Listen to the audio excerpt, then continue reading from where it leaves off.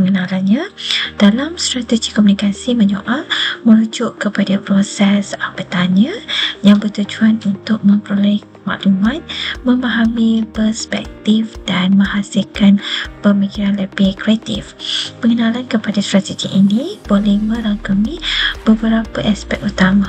Okey, sepertinya definisi dalam menyoal adalah satu teknik komunikasi yang melibatkan sesuatu pertanyaan yang dirancang bagi mendapatkan maklum balas lebih mendalam dan tepat. Ia bukan hanya mendapatkan jawapan, tetapi untuk lebih memahami perkara yang diterangkan atau merungkai sesuatu maksud yang tersembunyi. Oleh itu adalah lebih baik untuk kita melihat dengan lebih mendalam tentang komunikasi menyoal ini, kerana boleh memberi kesan yang lebih berguna di masa tertentu. Okey, seterusnya dalam strategi komunikasi menyoal, di dalam komunikasi ini mempunyai dua elemen seperti soalan asas dan soalan terbuka. Di dalam konteks ini, semakin banyak soalan yang dimajukan, semakin banyak yang dapat difahami di antara kedua-dua pihak. Proses menyoal ini melibatkan beberapa soalan asas yang perlu difahami seperti tujuan menyoal yang diajukan atau soalan yang diajukan dan maklum balas yang diterima ataupun jawapan yang diterima itu memuaskan. Seseorang itu harus memahami rundingan atau topik yang sedang dibicarakan bagi persediaan atau penyediaan soalan yang lebih sesuai. Baiklah, saya akan membentangkan tentang strategi-strategi yang ada dalam komunikasi rundingan. Di antara strategi yang saya pilih adalah strategi mendengar. Di dalam strategi mendengar ini perlu ada pemahaman yang baik dan juga pendengaran yang baik. Selain itu, komponen yang ada dalam strategi mendengar ini adalah memberi perhatian, memahami, mengingati, memberi maklum balas. Ya, sebagai contoh, apa yang disampaikan oleh pihak lain kita memberi perhatian dan juga kita memahami konteksnya. Selain itu, kita mengingati supaya hujahan kita kepada pihak lain itu kita memberi maklum balas yang tepat. Namun komunikasi rundingan di bawah strategi mendengar ini terdapat kesan buruknya. Di antara kesan buruk adalah menghukum tanpa mendengar, terganggu atau diganggu, memberikan penyelesaian dan juga menyoal secara berlebihan. Sebagai contoh, apabila kita memberi hujahan, kita telah dihukum tanpa mendengar hujahan ataupun rundingan sehingga ke penghujungnya, dan juga suasana dalam tempat rundingan tersebut kerap kali diganggu atau terganggu dengan suara-suara yang akan sedikit sebanyak mengganggu hujahan-hujahan kita untuk disampaikan. Dan seterusnya, kerap kali disoal secara berlebihan. Apabila hujahan sedang disampaikan, soalan bertubi-tubi sampai sehinggakan apa yang ingin kita sampaikan itu tidak sampai kepada yang mendengarnya. Baiklah, itu sahaja daripada saya, strategi mendengar. Terima kasih. Di dalam komunikasi perbezaan budaya, ianya merupakan salah satu cabang yang ada di dalam komunikasi. Ia melibatkan individu yang latar budaya seperti agama, etnik, bangsa dan sebagainya yang berkaitan. Justru strategi pertama untuk mengurangkan isu-isu perbezaan budaya di dalam proses komunikasi adalah menggunakan nada suara yang jelas apabila berhadapan dengan budaya lain. Hal ini kerana apabila menggunakan nada yang jelas, maka mereka akan mudah memahami isi yang ingin disampaikan. Dalam berkomunikasi dengan budaya lain, tahap kesabaran perlu tinggi kerana banyak ragam yang difahami, dan begitu juga dengan komunikasi di mana mengulangi ayat untuk menjelaskan maksud adalah sangat penting kepada mereka. Walaupun mengulangi ayat secara ringkas, ia membantu mengurangkan masalah di perbezaan budaya seperti masalah penerimaan maklumat yang berbeza daripada yang disampaikan sehingga mampu menimbulkan pergaduhan. Di dalam komunikasi terdapat 6 elemen, iaitu penyampai, penerima dan mesej, saluran, maklum balas dan juga gangguan. Penyampai menjelaskan tentang sesuatu penyampaian bagi memastikan komunikasi yang dilakukan tersebut berkesan dengan memastikan mesej yang disampaikan teliti dengan baik untuk mesej yang ingin disampaikan, pasti dengan mesej yang diterima dan sebagainya. Bagi saluran pula, mesej yang dibentuk boleh dihantar melalui saluran tertentu serta saluran ini berbentuk lisan, tidak lisan, tulisan dan sebagainya. Strategi komunikasi bukan lisan dalam perundingan antarabangsa sangatlah penting untuk mengatasi perbezaan budaya. Pertama, ekspresi wajah memainkan peranan besar. Senyuman boleh menunjukkan kesediaan untuk bekerjasama, manakala ekspresi yang muram mencerminkan ketidakpuasan. Ekspresi wajah yang positif membantu mencipta suasana mesra dalam perundingan. Kedua, kontak mata adalah elemen utama dalam membina kepercayaan. Dalam budaya barat, kontak mata yang konsisten menunjukkan keterbukaan. Namun dalam setengah budaya Asia, terlalu banyak kontak mata mungkin dianggap kurang sopan. Oleh itu, pemahaman terhadap norma budaya amat penting untuk mengelakkan salah faham. Ketiga, gerak isyarat seperti anggukan kepala atau tangan boleh memperkuatkan mesej lisan, tapi kita perlu berhati-hati kerana isyarat yang sama mungkin membawa maksud yang berbeza di negara lain. Sebagai contoh, menunjuk dengan jari telunjuk mungkin dianggap tidak sopan dalam setengah budaya. Keempat, postur tubuh dan penggunaan ruang yang juga penting. Postur yang terbuka seperti duduk tegak menunjukkan keyakinan dan kesediaan untuk berunding. Selain itu, pemahaman tentang proxemic iaitu jarak fizikal semasa berinteraksi perlu disesuaikan mengikut budaya pihak lawan. Budaya yang lebih formal mungkin memerlukan jarak yang lebih besar untuk menghormati ruang peribadi.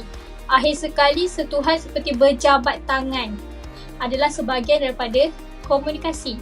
Bukan lisan yang biasa, namun setengah budaya mungkin tidak menggalakkan sentuhan fizikal yang kerap. Oleh itu, kita harus berhati-hati dan peka terhadap reaksi pihak lain sebelum membuat sentuhan. Apabila dilantik sebagai ahli dalam kumpulan perundingan yang mewakili Malaysia, tanggungjawab besar terletak di bahu kita untuk memastikan kepentingan negara dipertahankan dan dicapai. Sebagai wakil negara adalah penting untuk memahami peranan kita dalam mempromosikan pandangan Malaysia dan mencari penyelesaian yang saling menguntungkan dengan rakan-rakan perunding dari negara lain. Cabaran komunikasi antara budaya seringkali tidak dapat dielakkan. Perbezaan bahasa dan norma budaya boleh menimbulkan kesukaran dalam menyampaikan mesej serta memahami niat pihak lain. Sebagai contoh, gaya komunikasi langsung yang biasa digunakan oleh wakil dari negara barat mungkin dianggap kurang sopan oleh wakil dari budaya Asia yang lebih cenderung kepada pendekatan tidak langsung. Oleh itu, fokus utama kita adalah menyesuaikan strategi komunikasi dalam konteks perundingan ini. Kepentingan hubungan awal sebelum rundingan. Hubungan yang terjalin sebelum perundingan memberikan asas penting dalam menentukan dinamika perundingan. Apabila perunding dari kedua-dua pihak telah membina hubungan yang baik, ini dapat meningkatkan kepercayaan dan saling memahami antara mereka. Sebagai perunding, membina hubungan sebelum rundingan sebenar adalah penting untuk membentuk jangkaan dan objektif bersama yang lebih jelas. Ini termasuk melakukan interaksi awal melalui pertemuan tidak formal atau sesi berbincang untuk mengenali satu sama lain dengan lebih baik. Dengan cara ini, kedua-dua pihak dapat menetapkan matlamat yang selaras dan mencipta suasana yang kondusif bagi perundingan. Kesediaan untuk berkongsi maklumat dan mendengar pandangan pihak lain juga membantu dalam membina kepercayaan dan memudahkan proses perundingan seterusnya. Akan membincangkan tindakan yang sepatutnya diambil apabila dilantik sebagai salah seorang ahli dalam kumpulan perundingan yang bakal mewakili Malaysia. Sebagai seorang ahli dalam kumpulan perundingan yang akan mewakili Malaysia, terdapat beberapa tindakan penting yang perlu diambil bagi memastikan keberkesanan dan kejayaan dalam perundingan tersebut. Tindakan ini termaksud persediaan awal, pembentukan strategi dan pelaksanaan rundingan dengan integriti dan profesionalis. Persiapan awal adalah langkah paling penting sebelum memasuki sebarang rundingan. Pertama, maklumat pengumpulan seperti perlu mengumpul maklumat berkaitan tentang isu yang akan dibincangkan. Ini termaksud latar belakang sejarah, data semasa dan pandangan pelbagai pihak yang terlibat. Memahami konteks isu akan membantu dalam membuat keputusan yang lebih baik. Kedua, menganalisis keperluan dan matlamat, menentukan keperluan Malaysia dan matlamat yang ingin dicapai dalam rundingan adalah kritikal. Ini termaksud mengenal pasti tawaran yang boleh dibuat dan had yang perlu dipatuhi. Ketiga, bentuk squad seperti bekerjasama dengan pakar kumpulan lain untuk membincangkan strategi dan pendekatan yang perlu diambil. Setiap ahli pasukan mungkin mempunyai kepakaran yang berbeza dan menggunakan kepakaran itu akan mengukuhkan kedudukan Malaysia dalam rundingan. Proses perundingan dalam budaya kolektivis. Perundingan dalam budaya kolektivis menekankan konsensus dan penyelesaian yang menguntungkan semua pihak, dengan individu lebih mengutamakan kepentingan kumpulan daripada peribadi. Proses ini melibatkan usaha membina hubungan dan memahami keperluan semua pihak yang membantu mengurangkan konflik dan memperkukuh hubungan jangka panjang. Sebaliknya, dalam budaya individualistik, perunding cenderung bersikap kompetitif dan fokus kepada keuntungan peribadi yang boleh menyebabkan ketegangan. Mereka sering membuat tawaran ekstrim dan menumpukan kepada objektif jangka pendek berbanding pendekatan kerjasama jangka panjang dalam budaya kolektivis. Sebagai wakil Malaysia, pendekatan kolektivis adalah kunci. Dengan membina hubungan dan menciptakan suasana saling percaya, kita dapat menetapkan jangkaan dan objektif bersama. Menggunakan strategi seperti interest-based bargaining akan memperkukuh proses perundingan dan menghasilkan penyelesaian yang memuaskan kedua belah pihak. Ini bukan sahaja membawa kepada keputusan yang baik, tapi juga membina hubungan jangka panjang yang positif. Pendekatan birokratik dan konservatif. Pendekatan birokratik merupakan proses pengambilan keputusan yang harus dilakukan dengan teliti berdasarkan data yang tepat.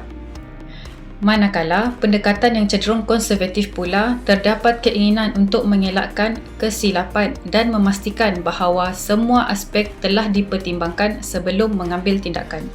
Kepentingan pendekatan ini dalam budaya Asia adalah jelas kerana ia membantu mengekalkan kestabilan dan mengurangkan ketidakpastian. Terdapat juga situasi di mana keputusan yang diambil boleh memberi impak besar kepada sesuatu organisasi atau masyarakat yang mana pendekatan birokratik membolehkan perunding untuk mengelakkan keputusan impulsif dan memastikan bahawa semua pihak terlibat dalam proses tersebut. Oleh itu, sebagai wakil dari Malaysia yang akan mengaplikasikan pendekatan ini dalam kehidupan atau dunia pekerjaan, saya dapat membina keyakinan di kalangan rakan perunding dan menunjukkan komitmen terhadap proses perundingan yang beretika dan bertanggungjawab di samping mencapai hasil yang diinginkan sambil memastikan semua keputusan adalah berdasarkan maklumat yang kukuh. Okey, apabila saya dilantik sebagai salah seorang ahli dalam kumpulan perundingan yang mewakili Malaysia, terdapat beberapa tindakan penting yang perlu diambil seperti pendekatan keusahawanan dan juga pengambilan risiko. Pendekatan keusahawanan dan pengambilan risiko adalah dua konsep yang saling berkaitan dalam dunia perniagaan. Pengambilan risiko dalam budaya barat, terutamanya di Amerika Syarikat, menunjukkan kecenderungan perunding untuk bertindak secara proaktif walaupun dengan maklumat yang tidak sempurna. Mereka lebih terbuka untuk mengambil risiko dalam usaha mencapai matlamat yang diinginkan. Sebaliknya, budaya Asia cenderung lebih konservatif dengan fokus pada pengelakan risiko dan birokrasi yang ketat. Dalam budaya ini, biasanya keputusan dibuat dengan teliti dan melibatkan proses yang lebih panjang untuk memastikan semua aspek yang telah dipertimbangkan sebelum tindakan diambil. Sebagai wakil dari Malaysia, saya akan menyesuaikan diri dengan mengambil pendekatan yang lebih berani apabila sesuai, khususnya apabila rundingan melibatkan perunding dari budaya yang lebih terbuka kepada pengambilan risiko. Dengan langkah-langkah ini akan dapat memastikan bahawa sumbangan saya dalam kumpulan perundingan adalah berkesan dan memberikan hasil yang positif untuk Malaysia. Kesimpulannya, strategi dalam perundingan adalah penting untuk memastikan perundingan berjalan dengan teratur, efektif dan memberikan hasil yang terbaik bagi semua pihak yang terlibat. Dengan strategi, Pihak yang berunding dapat menetapkan matlamat yang jelas, menguruskan risiko, membuat persiapan yang rapi dan mengawal situasi dengan lebih baik. Ini juga membantu membina hubungan positif, mencapai keputusan yang adil serta mengurangkan konflik yang mungkin timbul. Secara keseluruhannya, strategi perundingan memaksimumkan peluang untuk mencapai penyelesaian yang memuaskan kedua-dua pihak. Strategi memastikan kedua-dua pihak memahami keperluan masing-masing untuk mencapai penyelesaian yang memuaskan bagi semua pihak tanpa menjejaskan hubungan atau mencetuskan konflik tambahan. Ia juga diperlukan untuk mencapai hasil yang lebih baik, mengelakkan konflik dan memastikan perundingan berjalan dengan lancar serta menghasilkan keputusan yang memuaskan. Terima kasih.